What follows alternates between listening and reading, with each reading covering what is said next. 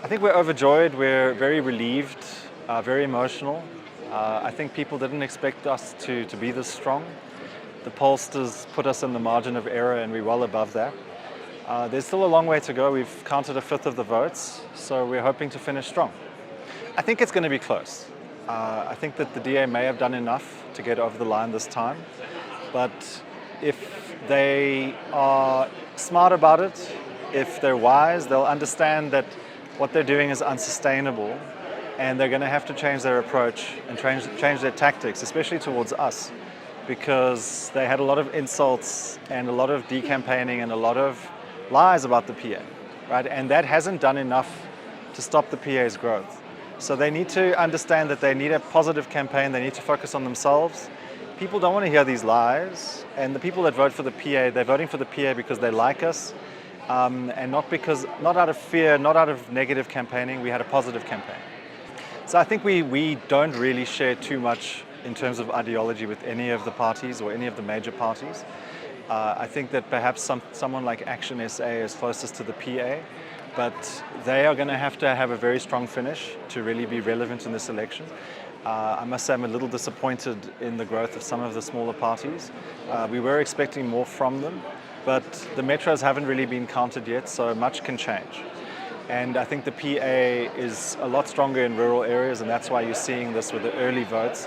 So we might drop down. I'm hoping for a strong finish, but we're expecting we could even go closer to 3% by the end. If we don't, obviously we're going to pop the champagne.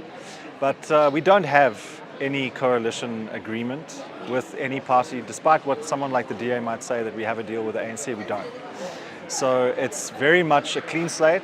We're going to have to start these discussions with absolutely nothing agreed. And it will all depend on who needs what.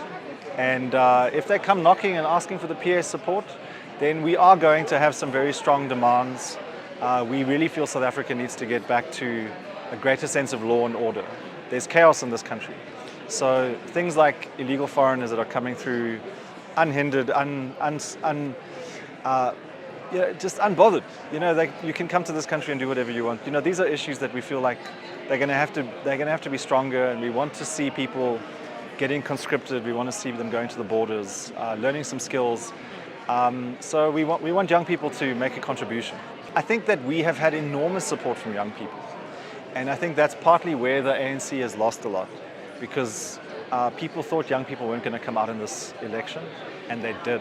I think that they shamed the people who were saying that the youth are disaffected and they're, whatever the words were, lazy or apathetic. There were all these words, and they're not. The youth are very engaged, they know what's going on. And fortunately for us, the youth love Gayton and Kenny in particular. And there's people that maybe wouldn't want to vote for the PA, they wouldn't really care about the PA. But you look at Penwell, who said, hey, I think these guys are dope, I'm voting for them. I think there's a lot of that. And I think they spoke the language of the youth. They are aspirational characters. I understand why the youth looks up to them. And yeah, I think the PA appeals to the youth, and that's where some of the surprise voters come from.